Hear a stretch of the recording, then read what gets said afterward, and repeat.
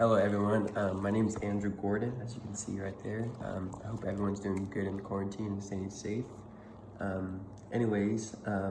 the presentation we all had to do, I decided to do Bikutsi. It's music out of Cameroon, and it's pretty hard for me to pronounce.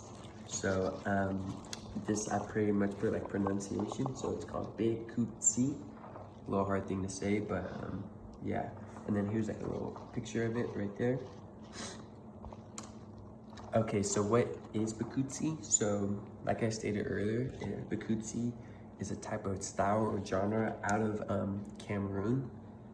Bikutsi literally means in their language to thump the earth. So if you can make the correlation, it's loud, it's very vocal, and when they mean thump the earth, when part of their dance, as I'm going to show later, they're literally thumping up and down part of the dance.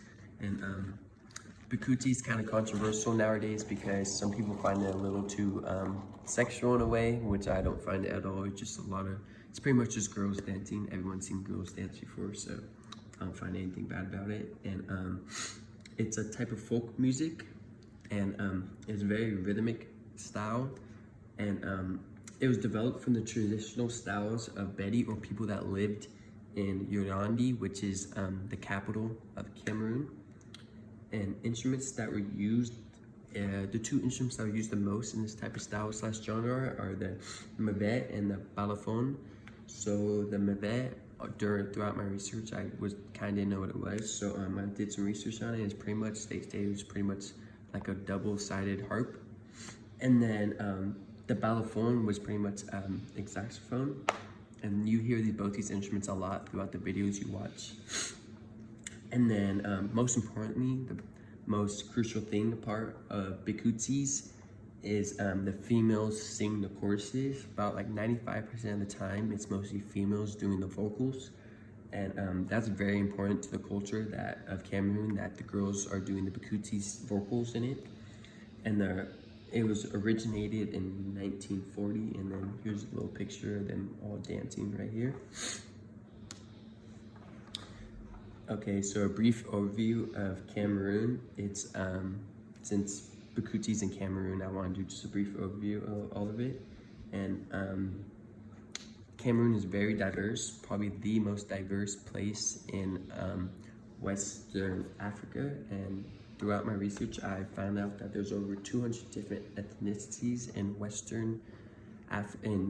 in Cameroon, not Western Africa, which makes it, throughout my research, I also found out that it was the most urban place in Western Africa.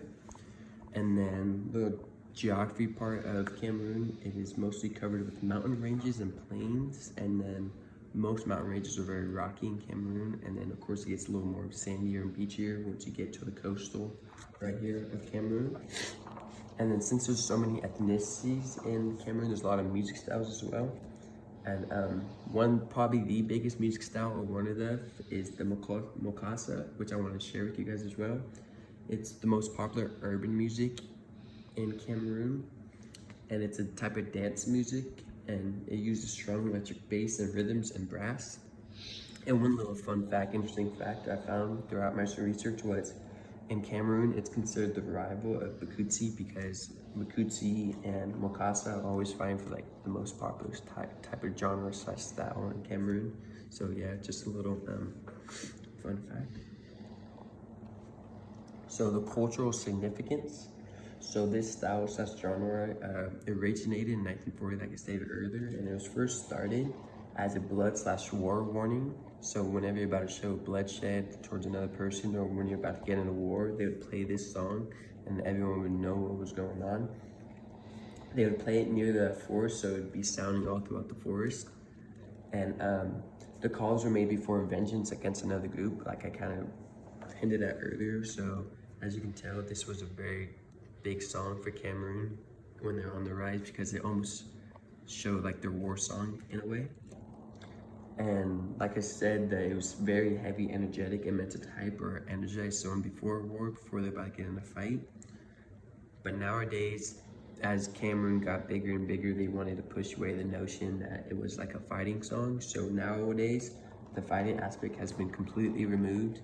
Now it's just known as really festive, sexual almost, but festive type of style. And since it's festive, it's displayed at parties, funerals, celebrations of life, and weddings. And then this right here, Anne Marie Nazi, is the founder of it and probably the most well-known Bikutsi artist of all time. And like I said, she's one of the pioneers. Well, she's actually the founder of it, and she's known as the golden voice of Cameroon. She's probably the biggest artist to ever come out of Cameroon, which is saying a lot. And her nickname was the Queen Mother of Bikutsi. And then let me show you just a little video of it, of one of her songs.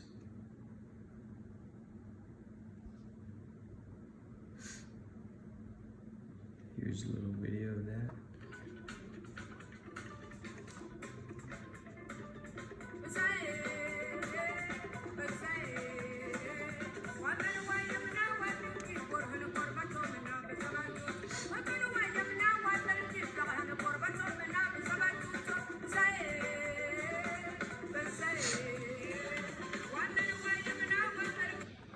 And then there is that, and then we go back to the slide.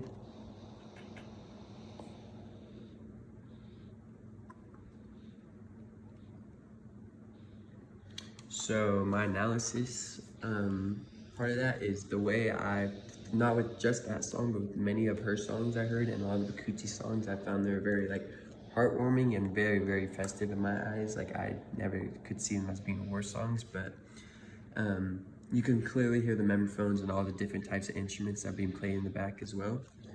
And the biggest thing I noticed, it was the women's in all the videos I heard, all the women's voices were very loud with very, very clear vocals. And then let me show you guys kind of like the dance aspect of it a little.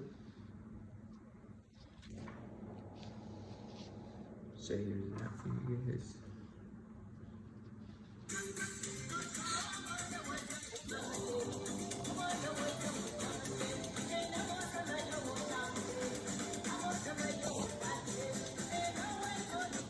So there's that for you guys. So like you can see, it's very, very festive music. And then, how does this relate to what we have learned in class so far? So, like I said, a lot of the music, from my eyes at least, that we learned this year, it's been really festive music. And I believe this is also very festive. And a lot of the music we learned about has a lot of history, and this has Bouzouki has a deep history with like the war song, and then just meaning a lot to the Cameroon as a whole. And most importantly, like everything we learned this year. So with this,